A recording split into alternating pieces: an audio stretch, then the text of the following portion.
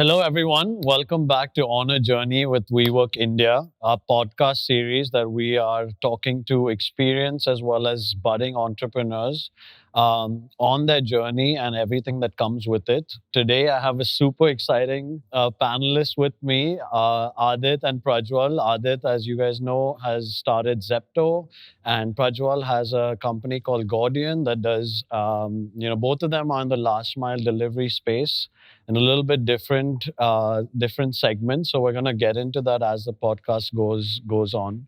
I'm gonna start with firstly welcoming both of you. Okay, And I was joking with Prajwal earlier that I used to be the younger one in a lot of podcasts and interviews until till a very recent time. And when I was reading both of your bios, I was like, okay, it's happened. I finally made the switch to the other side. But it's super inspiring, both of your stories, and I want to get into it. So before we get into both of you, I actually thought it would be interesting to understand the origins of both of the brand names, Sure. Zepto and Gordian. They both have some sort of meaning behind it, which isn't as obvious as it might seem. So Adit, why don't you start? Tell us, how did you even come up with the name Zepto? For sure, but thanks a lot for having us, Karan. And it's good to be deeper into the WeWork community. I think we're probably one of the big proponents of WeWork in India. And yeah, look, I think for us, KV and I have always loved physics and computer science. And when we were thinking of the name for our brand oriented towards speed and reliability, and also to an extent internally about precision and depth, we figured out that the word Zepto, which sounds fast itself, but it also means it's the fastest measurable unit of time, right? Zeptoseconds, 10 to the power minus 21, Really? I believe. And so we named it after a Zeptosecond. But Oh, damn cool. Again, thanks for having us here. And I mean, it's a funny thing. I wanted to name it Secure Box because we were literally building a box, but then realized very quickly that it might not be a great fit. One of my friends' boyfriend named Guy, who actually recommended this name to us. So basically, it's based on this legend back in the Greek times where it's, according to Greek mythology, there was a knot called Gordian's knot. And the person who would untangle it, who would go on to rule the entire Asia. But Alexander, instead of trying to untie it, he goes and cuts it. So basically, it's called cutting the Gordian's knot. So for complicated problems, you don't need complicated solutions. You can think outside the box. For us, it was inside the box. So that's why I was like, might as well go for it. Yeah.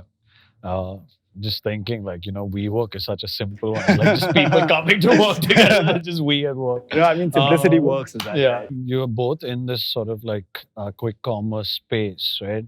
What do you think is what's happening? As in, how do you think we kind of got here, where people just really expecting everything to come within 10 minutes or just getting stuff that was never needed to be delivered in this way. How has it become a need, and how do you think we kind of got here? Yeah, I mean, I think for us, when we looked at this business, we realized, obviously we're building for grocery, which is the largest category by far. I mean, if you look at all the categories that Amazon and Flipkart sell, electronics, apparel, furniture, all the other categories, you combine it and you double them, and it's still not as big as grocery. Really? Right? And we figured that, if we were able to, and which is why for the past decade, most online commerce players have been trying in some form or fashion to get into grocery.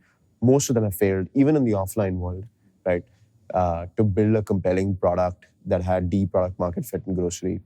And when we realized that, not just speed, but also with the right assortment, the right pricing, the right quality, and just a highly accessible and reliable service had deep product market fit, we figured that two things. One, we were going to get insane density with the amount of customers that we were getting on board. Because, I mean, the types of households that we could penetrate in and the amount of frequency that we were getting per household was high enough that even with a relatively small radius, we were getting enough throughput in our warehouses to justify it. And so we said, okay, you know what? We can do short radiuses that's, with higher density, that's something that's, coming in naturally. Get the tighter radiuses, and when we started pushing for faster delivery, we saw a meaningful uptake in both revenue retention, frequency, and even in average order value, right? Where we just saw people buying multiple items that would have been impulse, might not have been part of the basket. When you offer to them in 8, 9, 10, 11, 12 minutes, they start adding it to their basket. And Prajwal, you're in a very different space. Yeah. I mean, it reminds me a little bit of like when e-commerce itself first started. Yeah. And my parents would be like, I'm not going to put my credit card on the Yeah. on the thing because my money's going to get stolen. Yeah. And now today you're talking about delivering diamonds or like jewelry through people you don't know, getting tracked through an app. So what, how do you think that that's going to play out, and how do you think? So I mean, I think the entire game started when with Flipkart, I guess, like when people started just wanting that convenience. In fact, they had to play the price game a lot right at the beginning. Those huge Big Billion Days app, like when they used to have these offers all the time for people to be able to trust someone. And Flipkart had to set up their entire logistics, right? Like e-cart was set up back then. So the way I'm looking at it is one segment of it, which was electronics, which would have had the same amount of problems as jewelry. People would have been like MacBooks worth 1.5 lakh, 2 lakh, some random delivery guy picking up with some 20 other parcels. Would that even be possible? But then they had to go full stack because they did the discovery first and then did the fulfillment. They identify the people have a need and they're like, okay, no one is able to do the logistics. Let me solve for it. But we are going the other way around, where we are saying that there are a lot of businesses. Jewelry is an $80 billion market, right? And most of the purchases happen intra-city. Right from your purchase of bullion to hallmarking to then they'll have to send it to the Kajigars for them to work on it, and then wholesalers, retailers. The entire retail ecosystem is such that it's mostly intra-city. But then there's no delivery service. 2 lakh crores is being spent on employees in just jewelry. So the idea is that people in this particular industry, India being one of the highest consumption in gold, we still don't have a delivery network that's secure. So my idea is not just jewelry. The idea is that you solve for jewelry and be like, okay, we are the biggest, baddest guys in the town who can handle the worst possible products in terms of security, in terms of need for security. Then you go and basically deliver any and every parcel that is required to be delivered with the same processes, maybe not the same tech, but the same people, same process, and same things that you can scale up. Then you're actually looking at a massive supply chain visibility problem that you're solving versus just the jewelry, small ticket problem from last mile. But on the B2C side, we are seeing a lot of adoption as well, but mostly that is through retail. If you look at CaratLane, it's 25, 30,000 is their average order value. For anything higher, it's basically family jewelers where families are already comfortable with purchasing with someone. So the trust factor is what we have solved for, but the buying pattern is something that we have not solved for yet, but it's getting there. And a lot of new companies actually, there's one company who uses this called Cosmos Diamonds. They average value is around 1.5 lakh, 2 lakhs that they sell, and people buy it without ever touching the parcel, ever. They're just getting it delivered through us, and they would have just seen the design online, and that buying pattern, I have a feeling will take a little longer for adoption from all facets of the society, but just the trust in the network itself is something that we are very excited to solve for. Awesome. So as we try to sort of understand the model, I just want to get from your perspective, what do you feel is happening either in households or to the consumer generally in terms of their needs? Is it like a change of demographic that's really brought up even the need for getting things so quickly, or the the model itself to have to exist? Right? What's the change that you guys are seeing that's happening? Look, I think before Zepto and before this industry, most Indians buy groceries locally.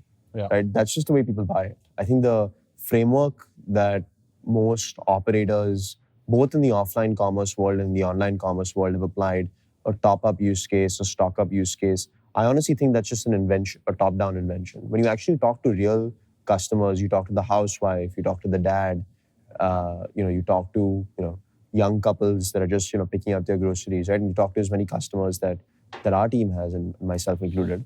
You realize that this rigidity of use case that people associate with groceries, it doesn't actually play out on the ground. Most people pick up groceries, in a planned way, but they pick it up locally. They pick it up, from the stores that are around their house. They pick it up, in some cases online, in some cases from modern traders. But the reality is that local element in all formats of commerce to date, whether it's next day delivery for e-commerce, whether it's sort of the large format, big box offline retail, hasn't really serviced that core customer behavior of buying groceries locally. So when we talk about delivering in 10 minutes, it's not about 10 minutes in the sense of, we'll beat you to it, we're incredibly fast. That obviously is part of it, and it adds to convenience. But it's about the proximity to the customer, right? We're actually the only format of commerce that can get to the customer as close to, any shop that might be, downstairs, right? And that actually puts us in a pretty unique advantage, and which I feel grocery as a category, that type of use case is core. Okay, I want to go into the thing that I guess both of you all get labeled for. I also never really understood why people give it so much importance, or why it's so, out of the blue of being so young and starting a business. I think that, you can start a business even if you were like, 12 years old, 16 years old. But it is obviously, you guys making a sacrifice to a path that someone in your age group wouldn't normally do. So what is the thing that's actually driving you? For some people it's money, for some people it's just starting something, for some people it's just addicted to the bug. Yeah, What do you to be think honest, is- it was very early on. I was just like 18, compared to what he has done with Zepto. Back when I was 18, I was like, okay, let me actually start figuring things out, because to be honest, I'm the only one in my entire extended friend circle who's into startups. So I think I was actually reading a lot about your story. I love that, I love the fact that you had a co-founder that you could build things with. I had to start off alone and then figure things out. So it became a little harder for me to just be in that space. But I've always been driven by solving problems. Did a bunch of random things. When you said when parents were concerned about putting their credit card on file, that was a problem I set out to solve with something called call and order. I'm like, you call and then I'll place an order for you, sort of a thing. Hit 10 lakh worth of orders in 1 month that we ran it. Yeah. And I'm like, okay, this is not interesting enough for me to do it. But then ever since then, I was like, cool, this is very interesting. But then I was like, okay, let me get a little serious in life, get CA as a backup. So finish PwC, those 3 years, finish CA. And then I'm like, okay, now is the time. I can't hold back any longer. And then I had to figure out what problem to solve. And this problem seemed exciting enough for me to get after. I mean, just to touch on something you said, I don't think people realize actually this is not even both of your first companies. Aadit,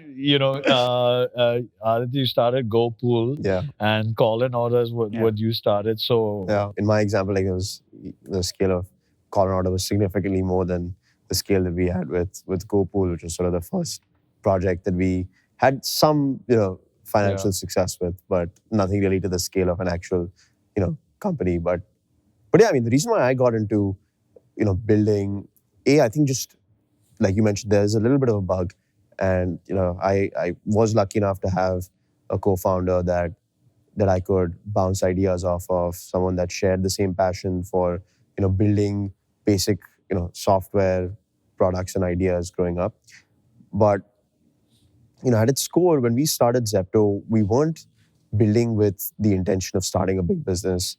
The idea was, let's just solve a problem for real people in our neighborhood, right? And we started delivering groceries ourselves. That slowly started scaling in our neighborhood, and we just, kept iterating from there until it evolved into a business. So I think it came from the genuine love of problem solving and solving real problems for actual human beings. And that was phase one. And then phase two, when we realized that, okay, we've iterated on that problem so much that we've got a solution that has got deep product market fit and customers really love. And that's when, at the nth level, I'll speak for myself as well, right? We just got the conviction that this product was, incredible, and it needed to be taken to as many people as possible. And then you feel a sense of responsibility to say, okay, you've come across this product, it's got, unbelievable product market fit. It needs to scale, and someone will scale it, but you need to be a part of that journey. So the second part just came out of the love for the product, right? I just fell in love with the product myself, and again, the kind of problem that it was solving. And then today's phase, I mean, what really keeps me, excited and motivated is building a real institution, right? I think a lot of new age startups fail to do this. Even if they get the spark on building a fun product or something that can scale, it never translates, or it has not to date in my mind, at least in consumer internet, translated into enduring institutions that that can actually that can scale for decades. So if you had to give Prajwal some advice before he reaches your scale as to what to watch out for, or what were, some of the learnings, what would you tell him? Yeah, I think, and I'm sure you already know this, right? I think the biggest thing that I feel has helped Keval and I is just the fact that we were building just for the love of building, and we really wanted to do something meaningful. It did not come from the more extrinsic, superficial motivations money or this headline, that headline. In fact, I keep getting knocked on by my friends from my Instagram, which is woefully empty. No, if you want to make money if you want to make money, don't start a startup. Maybe him, it's a little different at the scale that he reached very quickly. But typically, startup life cycles are 5-10 years, and I don't know how much that's true. We were talking earlier, and I feel a lot of times, people are building also for the wrong reasons, right? You might be building to exit or an acquisition and all of that, and that generally ends up putting you down a path which is for sure. Which is you're not going to build an institution. Yeah, for sure. A lot. We see a lot of that happening, in our spaces, or people. Bangalore is such a huge ecosystem of people trying to do that. I've tried to do that with one of my earlier startups as well, and it just didn't work. I think that, those are the only two routes that you have as a startup, right? An exit or an IPO. So if it doesn't look likely for an IPO, people normally go the exit route. But again, or you can make dividends. Yeah. Sure. Indian startups have been making money for a while now for us to give dividends. The one thing most entrepreneurs have is they're always thinking about, solving problems. You guys mentioned that as well. How many different ideas did you think about before this became the one, or was it just an upfront click for both of you? It was at least a dozen, I would say. It was not again, right? It never came from the point of view to say, oh, let's start a startup. What's a good startup idea? Right? That was never the thought process. It was okay, we're here, we're in Bombay, it's the pandemic, and everyone around us is going through a good amount of discomfort and pain and inconvenience getting groceries. Most of the offline options are shut. Most of the online options have been disrupted. It's taking 5-7 days to deliver. It was disrupting people's day-to-day, right? And so we came from a genuine point of view to say, okay, how do we solve that? In the short term, and let's keep experimenting with it. And then in retrospect, it became a flywheel that actually put us on the right path, where we said, okay, we want to solve someone's problem. We would go and just throw ourselves at trying to solve it as best we could. And we would make some progress. We would talk to the people that we were solving problems for. They would say, you should do this instead. You should do this instead. We say, okay, well, let's try that. Yeah. And then so on and so forth. And it just kept becoming a feedback cycle of asking customers what they want, right? And how we can actually solve something for them that put us on the path of, hey, this is the model that works. This is really just that. This is a model that encapsulates all the feedback that we've gotten from the hundreds of people that we deliver to ourselves, right? Over the course of a year and a half of building before we actually started off with Zepto. So Aadit, I wanna jump into your space. It's uber competitive. Sure. Since you guys, I think even before you started, there's obviously the players that we all know about doing deliveries, and then this came and sort of switched the model. And you had guys like Zomato, Blinkit, all of them kind of get into it. How do you manage this competitive landscape? And then we all know that the way to sort of keep up with the competition, or what everyone has been doing, is kind of been throwing money at the problem. And when the taps were open, it was just sort of a war zone, right? Yeah. And today that's obviously a bit different for everyone. And how do you see the space? How do you see that you're going to keep competing? And then what? Yeah. Just where do you see it go? Yeah, look, it's a great question. I'll tell you how we look at competition. See, in general, with all formats of commerce, I think the fallacy that people have applied is that capital is what wins. The reality is, if you look at, in my mind, the best example of commerce, right?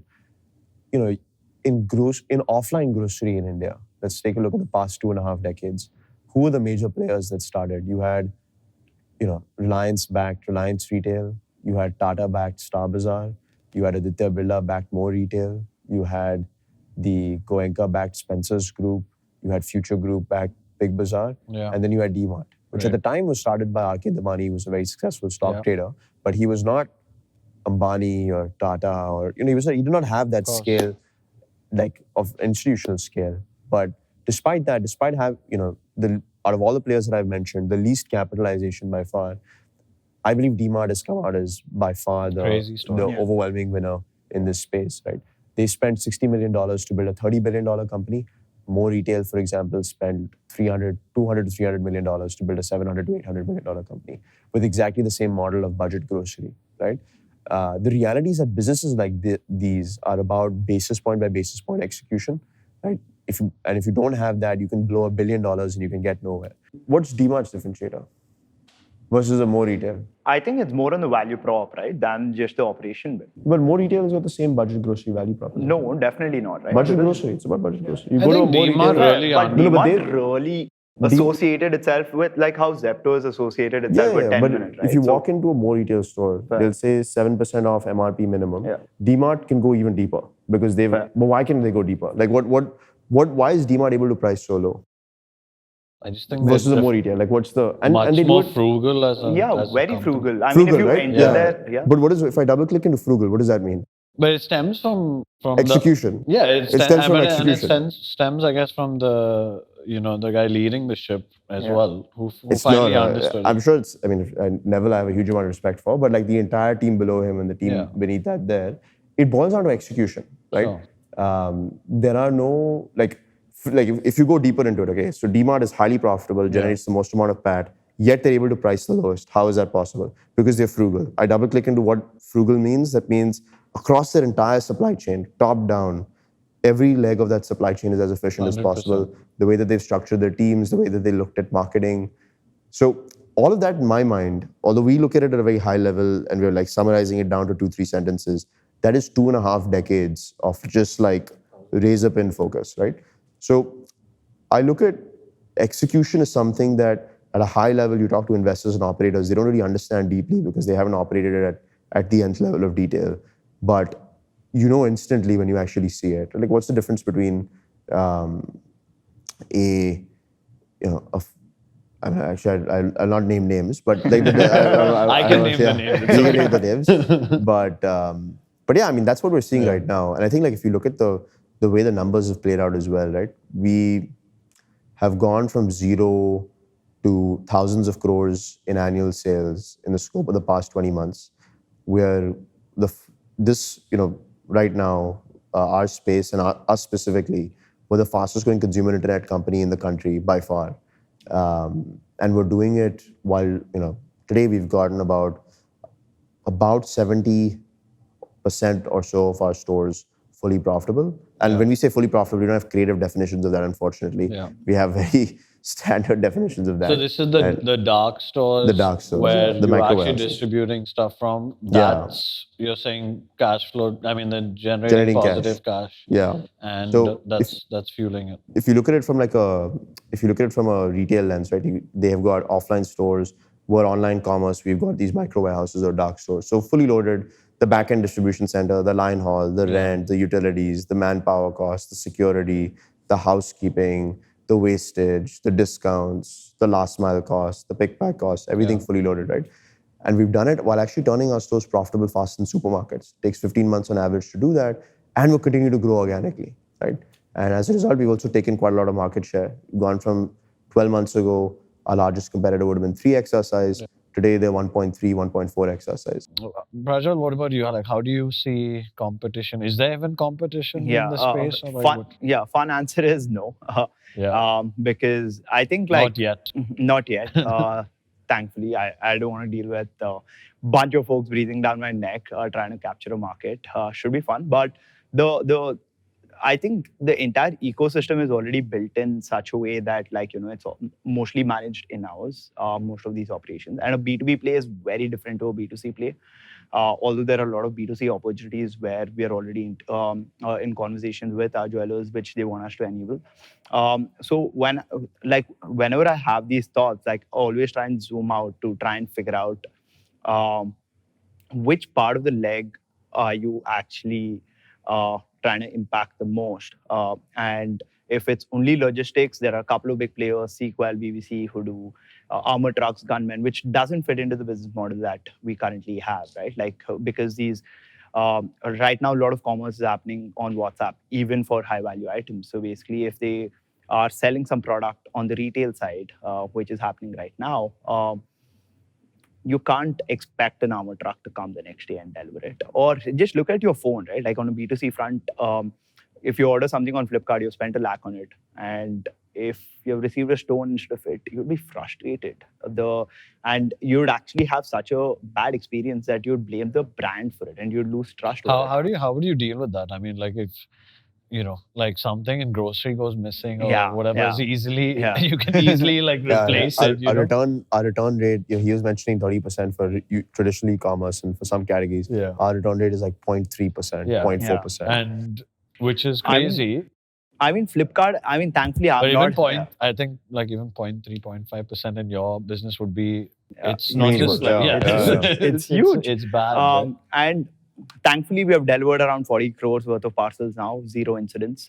We have very tight risk management practices across the board, very good controls in place on Make a Checker, etc. And for us, like, we use tech to be a big enabler. Obviously, we have not scaled to such an extent to like actually have impactful percentage numbers. For us, what we are measuring is the number of incidents itself, and that for us to be able to do this with a very small investment that we have just raised $40,000 from a few angels, but for us to be able to like build the hardware, the embedded piece, the backend dashboards, and put together the risk management practices with such limited capital, especially in Bangalore with tech talent through the roof, for us that itself was a big thing. So now when we're looking at this entire thing from scaling perspective, using tech as a core piece, and using asset security through these physical lockers or whatever we innovate on products, we're able to do that at scale for both intracity and intercity. That itself should be a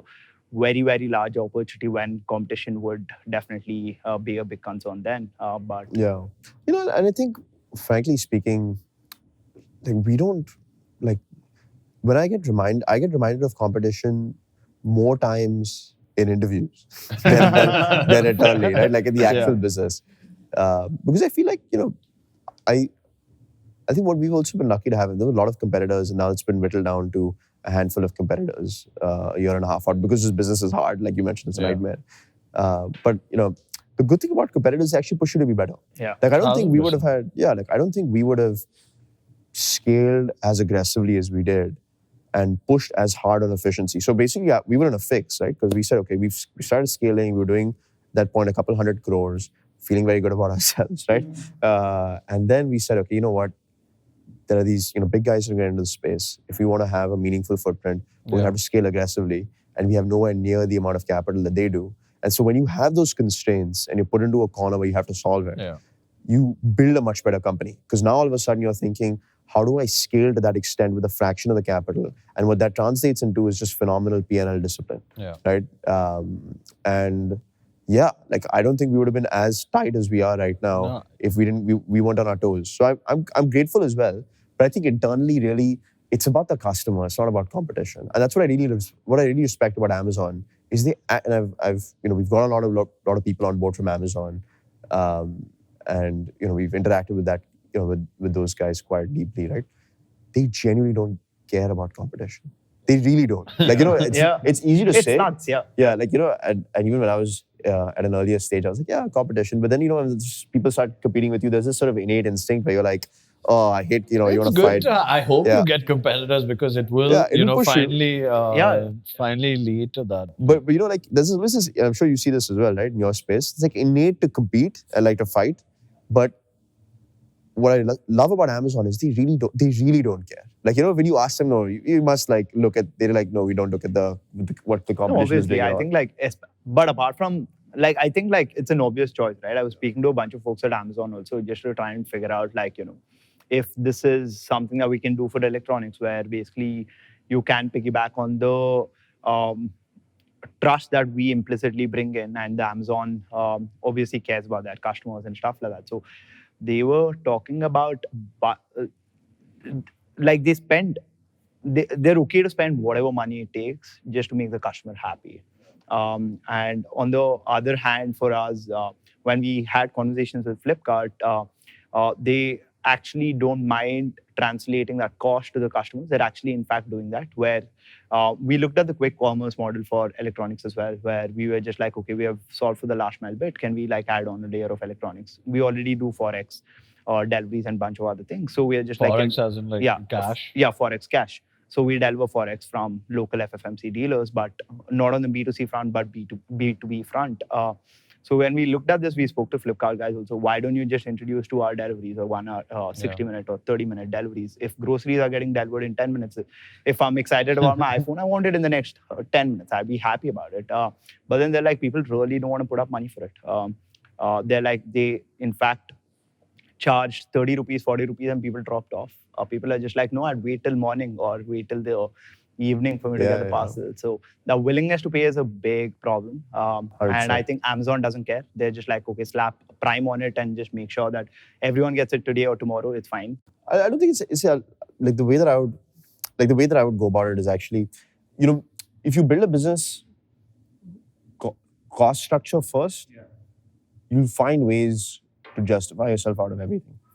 If you build a business customer first, where you say, okay, 2 customers want 10-minute delivery, when you ask them, initially people used to say this model is not possible. You can't deliver in 10 minutes. Then they were like, nobody wants it. Now we've got millions of customers, so they say it'll never be profitable. Yeah. But actually, when you go and talk to our customers, you talk to the millions of customers that use this industry, right? And the hundreds of thousands more that are getting added every month. Like, we acquire 10,000 new customers a day, customers every day, and 88% of that is organic. So not from the Google or Facebooks of the world, right? 8,800 people just come from pure word of mouth. You ask them, right? Are you excited about getting groceries in 10 minutes? Does it make your life meaningfully easier? Is it in tune with how you used to buy groceries locally in the offline world? A lot of people will say yes. Now, if you come in and say, okay, this is what somebody wants. How do I solve for them in a way that's sustainable? That's a framework in my mind that's a lot more meaningful than saying, okay, this is my P&L. Now, what can I do for the customer within that P&L, right? So I think that's what's worked for us is we've said, okay, the customer is sacrosanct. Now, how can I solve, for me to do that profitably is my problem, not the customer's problem. And I think Amazon, they're okay to do that because they have a sense that, okay, on the back end, in our own operational excellence, we'll figure out a way to offset that cost with A or B or C. But yeah. So I think in order to do that, obviously, there are a few things that I guess both companies need or all companies need. And with your business models especially, there's a combination of technology and there's the physical aspect of it, whether it's stores, people on delivery executives, whatever you want to call it. How do you balance both that in the sense that having a technology side to the operation as well as a hardcore what you would call sort of a physical ops side of the business? And how do you see technology being the tool that transforms the business sort of year over year? Yeah. What are those things that are going to come up or you're already maybe working on that you see? So, when I talk to our investment bankers, they always say, you have to tell people that we're a technology business. That's what people want to hear. It's like, no, we're not a technology, we're a tech-first supply chain business, right? That is, and they're very unhappy with that. But you don't get multiples. You don't get multiples unless you're a tech business. But I think so we generally look at ourselves as a tech-first supply chain business. You have to be careful of both ends of the spectrum, right? If you just become a supply chain business, you're losing a lot of leverage that tech can actually give you. So, for example, today, if you go into our back-end warehouse in Bhiwandi in Bombay, right? And you look at the manpower productivity that we've been able to achieve. Like I can go to some of the technical numbers, right? 250, 300 IPP, which is best in class. This is better than what traditional commerce players or offline commerce players that started 15, 20 years ago have achieved over a decade, right? It's a better manpower productivity score than they have. The only reason why is because of the tech that we've been able to build, that they haven't. They have the same phenomenal operational chops, right? But the alpha that we've been able to achieve is we said, okay, we can build our own warehouse management software. We can manage our packers through and through with our own picking process. We can integrate with hardware or CapEx investments. So for example, we've got a lighting system now in our Bandra hubs that integrates with the packing software. And like if you see an item, light will go out that this is the item you need to pick. And it's all integrated through one example of the in-house software that we built. Right? Just explain that a little bit. How would it work? You're a packer in Bhiwandi. Right. You've got to ship out, let's say, 10,000 units of different items to a truck that's coming. Let's say not 10,000, let's say 200 items. Right? Part of the shipment that you have to pack is 200, and you're walking through like this labyrinth of racks. When you're seeing the software to say, "Hey, I want to pick this Maggie packet," when that comes up on your screen, a green light goes to the back end of the rack and is like, "There's the Maggie packet." Wow. So it's it's all integrated. So all those things that we build, basics. That's just one basic example. There's much more. Has given us a lot of alpha on manpower productivity because now the person can pick a lot faster versus just having to navigate through the hub independently, right? So if you're just a supply chain business, you lose out on all that alpha. And if you're just a technology business, then you're not intellectually honest with yourselves because then you treat the core folks on the ground that I feel are doing real work, the delivery partners, the packers, the folks on the mother hub, the real value adders, right? You don't treat them like first-class citizens. If you think I'm only a tech business and everything else is And you think that comes from you starting off by just having the tech capability like right off the bat, as part of the team. So you're just thinking it's part of the DNA. That as the solution versus, throwing people at the problem or whatever it is. Yeah, so KV obviously more than I, but both of us had come from tech backgrounds, right? And what we were studying and where we came from. So that was always like a given in terms of our thought process. I think what we did early on is we actually hired hardcore supply chain folks that came with a very different thought process, and we married those well. So if you look at it, actually, this being our Bombay office, right? We have some really solid folks in the ops end, and then we also have in Bangalore a nice tech and product office which combines sort of the hardcore supply chain and the best of consumer internet, right? And those two come together really well. So that I think we always had the tech angle to it. What we built early on, like on top of our given DNA, was the ops angle. So I've become now the operational, no, I wouldn't say ops guy, but I've become like the non-tech guy. And obviously with a team that's much smarter than I am. But yeah, and KV's gets to do the fancy coding. He's getting you the nice multiples. Yeah, he's getting the nice stuff. I remember when I was doing these audits of one of these warehouses for Skoda. Nice. They had some 3,000 plus small spare parts, right? Like small units across. Now, part of these audit processes is basically you got to like pick up random things and check if it's actually on the file. Just to This is a ensure. PwC? Yeah. Just to check on the file, right? So, was doing that, and basically there was one guy. It was taking a lot of time because I had to like 16-digit serial number, and then they check the rack and stuff like that. So this guy basically, there was one guy, very interesting. He knew the serial numbers of all the products there. Wow. Any random thing that I pick up. A guy who is basically a warehouse guy who just has lived there, breathes that warehouse and everything else. Is just, I pick up any random sample and he knows the entire 14, 15 digit, whatever the serial number is, off the top of his mind. It was just crazy. So, I mean, that level How do you guys see like things like, drones and, actually we're having robotics in the warehouse and stuff like that. Is that stuff that you already, sort of considering? Yeah, I mean, it's definitely on the cards. Like hardcore hardware automation is like, and some of the things that I'm sure you would have seen as well at PwC, right? But that's on the cards. It's WIP right now. Drones including also. drones? I mean, we're in very early experiments with drones. I think it's a lot less likely to work in the short term than people think. Yeah. But it's worth investing. It's worth investing time into. So we are looking at it. Is it happening anywhere else in the world, like in a in way that's Phoenix, scalable? Phoenix, Arizona, Yeah. there is actually some reasonable drone This is delivery like happening at Amazon scale. or what? Yeah, through Amazon. So Phoenix is like probably the only city in the world that Yeah. has like meaningful drone delivery.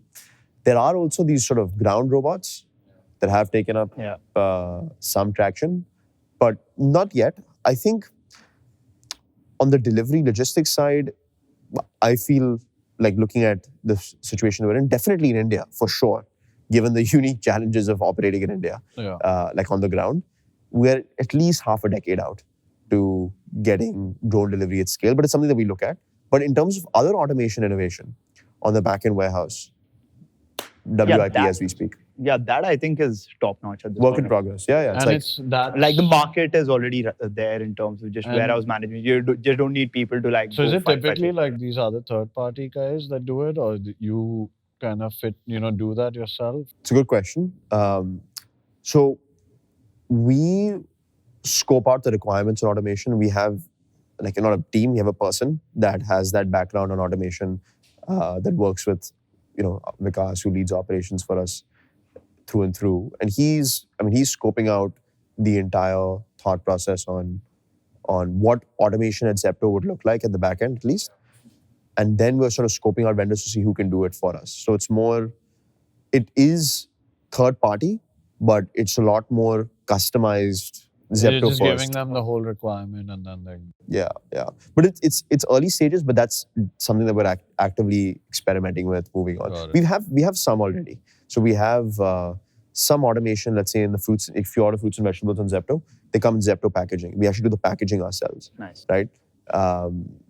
In the back-end supply chain, and we're starting to automate that entire packaging process. So instead of like putting apples in a box, can I make a machine that just puts apples through that and boxes it automatically? That we have some small scale in that already. So it's work in progress. So I think like for me, it's a little different in terms of just the tech itself, because tech is not an enabler for me. Tech is everything for us, because I can't carry a 20 lakh product. Like my average parcel that I carry is anywhere between 1.5 lakh to 20 lakhs. Yeah. Right? So I can't like not rely on tech to like do these 100%. deliveries. So like more like as we scale and solve for the security issues and just logistics at scale, we will be looking at more and more tech products that we can solve for. But having said that, I did mention this to you earlier on drones. Especially not with high value items. People are just going to shoot it out of the sky and. But the box that Yeah. you've built, right? That's the you have a patent or Yeah. like something patent on on it. Yeah. Oh, They have nice. a patent Cool. on it. Talk to us a little bit about that. Like, what's so special about it, and what did it take to build it? It's obviously IoT enabled in Like some sense. if I were to use, let's say, this for Zepto, how would you charge me? Like how does the business work? The deal's Oh. gonna happen right now. I would love that. Like It's like Shark Tank. No, we don't do a lot of high value. We do a little bit of Fair. high value. We have actually managed to like make the business model work in such a way that like the unit cost for us by just adding security is not that much incremental. So like on a costing level for me, so we charge customers anywhere between 25 rupees to 30 rupees per kilometer. When I say customers, businesses. However, depending on your volume and stuff like that, we do reduce the price, give them anywhere between 25-30% discount for them to like be able to like get into the ecosystem, move away from your existing ways. But definitely at scale, if you're looking at like products which have limited margins for deliveries, But if etc. what we were talking about earlier, for example, if Zepto got into delivering, let's say, an iPhone in 10 minutes from We can do it for them. from this thing, Sure. and they wanted to just use the box, like actually use the technology, use the technology that give them like some sort of security. Yeah, so Is that- Interesting. I mean, yeah. it would be interesting to hear. I mean, I'll tell you. We do not at the ticket sizes that you're talking about. We do some relatively high value items like headphones, make like very expensive beauty and cosmetics items. That sells. I mean, we do like not a huge amount, but like a reasonable amount of scale there. Fair. I think what's interesting is like if I were you, right?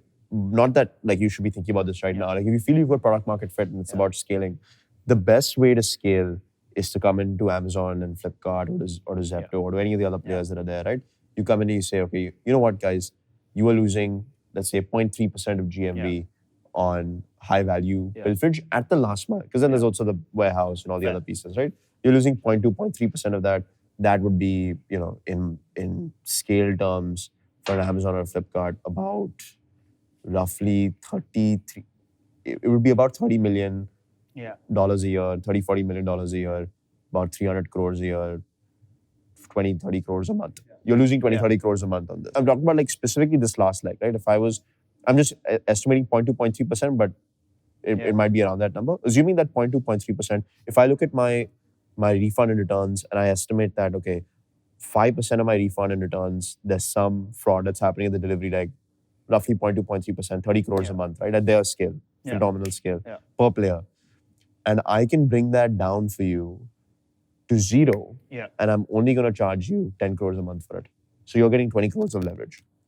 Sure. That's like, those are some of the vendors. Like, you know, the vendors that have made good money off us. Like, those are the kinds of vendors, they have that approach. No, I'd love to do that for you guys. Like, our very first client that we had was Rupeek, which was which is in gold loans. Right? They're good. They have to set up their entire operations and everything. So they're like, and they have zero visibility, right? People used to just take these loan managers used to just pick up the gold from the customer's premises and just carry it on them without any security. And there's a lot of sentimental attachment that these guys have to their family jewels and stuff like that, right? So you can't lose it, and 6 months later when you're trying to redeem it, say that, okay, I'll replace it with something else. They're just going to lose their mind. So you can say sure.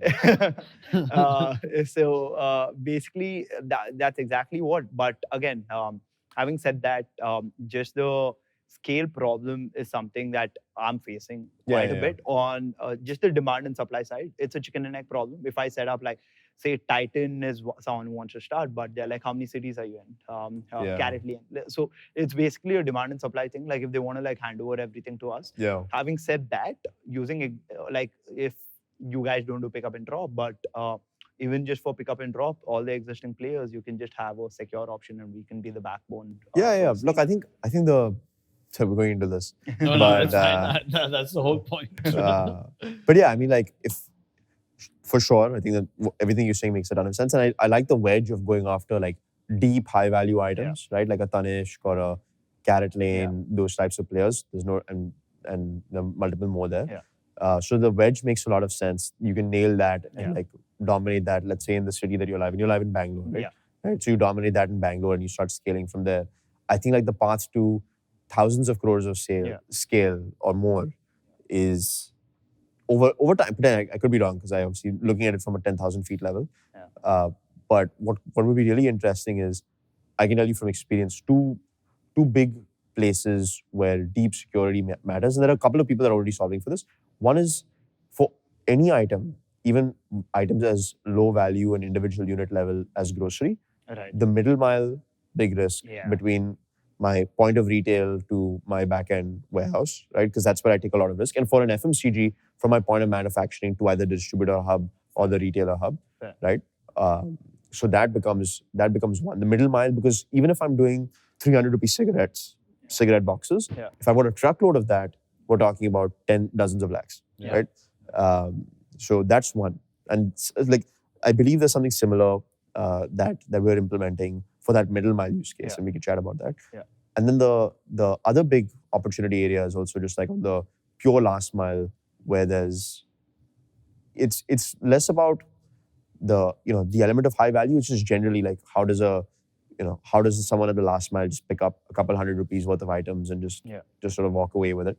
And that like for the players that we're talking about would probably be in the thousands of crores of scale. Both legs. So Interesting. So just to quickly maybe wrap up the last two segments. I've been asking you guys a bunch of questions. I just wanted to keep it going the other way as well, if there was anything that you guys wanted to get into. And then after that, I have a very interesting question for both of you before we wrap up. You want to go first? Yeah.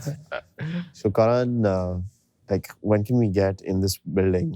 Like, when can we get the ability to change the AC at a room level? Can we figure out how to solve that problem? Yeah, we That's are a- actually. So we have in some of our newer buildings, we're actually using this technology called N75 that allows you to kind of like balance it. But interesting you asked that because a lot of not Yeah. just HVAC are actually like one of the biggest problems that we have because Yeah. it's also such a subjective thing, as in, your body temp and like mine, females and males have it different through the day. It's also different. So like you'll see most of our tickets are essentially that. Yeah. Turn it up, And turn it down. turn it up, turn it down. And I don't know about this building because it's it's meant to be a WeWork light building, but when you take the whole building, then we'll change it. Yeah. No, Yeah. that's actually the burning question that I have in mind. Yeah, So my I'll- burning I'll- question is when are you gonna change back the beans, coffee beans back to blue tokai? Oh, that's a very touchy topic right now.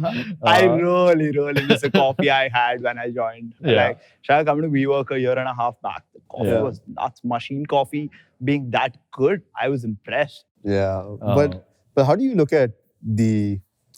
I mean, I know we work right now globally. It's a little bit of turmoil, right? Yeah, it's been like that for Yeah, so that's for a while. Yeah, Yeah. that's okay. But how do you guys?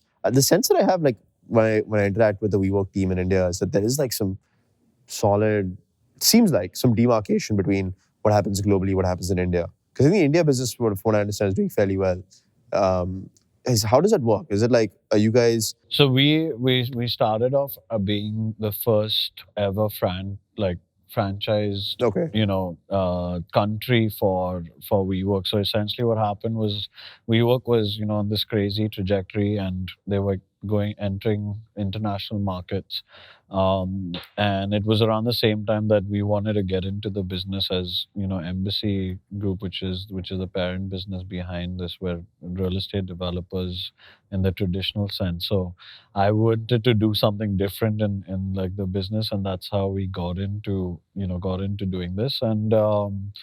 And we said that, look, we don't want to partner or anything, or actually WeWork wasn't ready to partner as keeping India as like a priority part of the expansion. So we said we'll do it. We'll actually grow it, under the WeWork brand name. And then there was this other understanding that we had. But essentially, we've been the first franchise, and since then, now WeWork Global has franchised out a lot of other countries based on how well the model did, in the sense that you have a local strong operator who knows the market to grow the business, and then you work off just a franchise model. So when WeWork's whole IPO thing happened and there was this turnaround, the new CEOs put on a turnaround. A big part of the turnaround strategy was to start franchising out different countries. So we operate independently. We Independently, operate under the brand. We make sure from a customer point of view you'll never feel the difference Yeah. between if you came into a space here or went to a space in New York or London and Yeah. operate under the Yeah, it's just crazy that the same key card works. yeah, like the mobility is crucial, the network is crucial as well. But we operate separately, and Yeah. we Double we've- clicking on the network, Yeah. just want to actually check because, like, we work as one insane network across the country, Yeah. across members, right? Like Yeah. you have someone who's just starting off, someone who's already has considerable amount of scale and stuff. I know the labs program does something around connecting folks, but at large, have you ever looked at? So the app that we had, like earlier, actually had a social Yeah. bit to it where anyone could, I could look up companies that are working in design and see, all of the companies that exist within the WeWork network, and then finally connect with it. It's something that we're now actually working on trying Awesome. to bring back. Yeah. Which was, it was like we have so many stories of people who have connected with vendors, buyers, Yeah. who have co-founded new startups, connecting with people within WeWork. We have people who have got married, Yeah. What? who Yeah. like who have met at WeWork.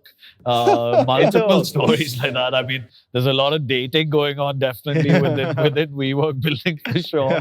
Crazy. So yeah, so we're definitely trying to bring back that social element, and I think somewhere in the middle, it kind of, after in between when COVID, when people weren't even in the buildings, we focused a lot more on the flexibility part of it, but the community part is actually extreme. No, because it's crazy. Like the number of people I would meet at WeWork. So basically, I work out of the HQ. I've been working out of the HQ for a while now. So most faces are familiar. Most faces I know what they do and how they can help me in Gordian. If not, otherwise. But there's one random person that shows up 3 months later who could have solved my problem 6 months back. Right. And I'm just like, I wish there was a way for me to like figure out Interesting. like. And obviously, I can't do that across buildings. I Yeah. can't physically go and spend time. But Yeah. if you open No, that we up have and we have a member actually who works out of Central who set up now a business in Japan. Right, she does education or like upskilling for data scientists essentially in English, Nice. which doesn't exist in Japan, and Right. they don't actually even have the skill set. But she was able to do that through the network, like easily set up an office, find people out of that, and then find customers, because a lot of tech companies within WeWork as well. So That's awesome. yeah, just to wrap up quickly, if it's called Freaky Friday in terms of like the Freaky section. Saturday today. But Yeah, but Freaky Saturday. If y'all both had to switch places and you were running his business and you were running his business, Yeah. what would you do? Or what were the first like 2 or 3 things that you would like to do? I'll start with you, Prajwal. I'd give Gordian money. Ah. And be their customer for sure. And but yeah, I guess the whole value prop around the 10-minute delivery, but it was never about that. It was just about the pace and stuff like that. But also, I think the branding has gone so deep that it's about the speed versus the quality that you guys get. Or assortment of price. The assortment, the price, and certain people who think like, if at all you're okay with time, you go to other apps.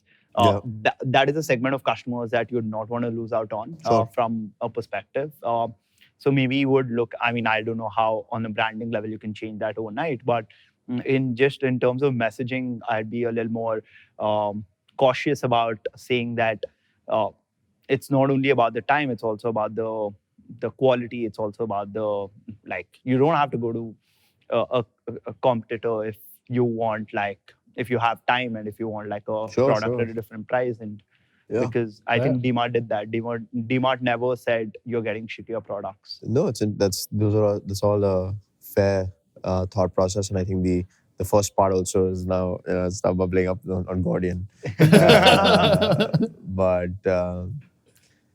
But yeah, I mean, I think if I was at Prajwal's shoes, it's interesting. I think I would, okay, so you already have a pattern, which is the first thing that I would do.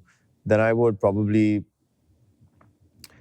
figure out how, like you mentioned, like the biggest problem you have is, okay, how do I get to Bangalore? I mean, outside Bangalore to Bombay, Chennai, Hyderabad without capital. So I would probably just deconstruct what the core value prop is.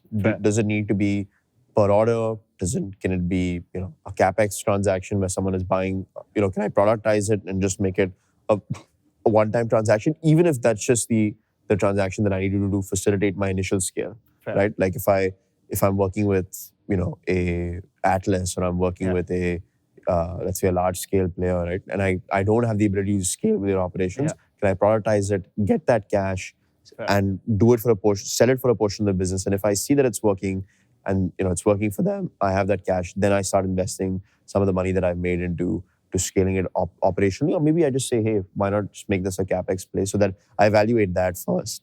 And then I probably also just look at the value proposition at its core. What are the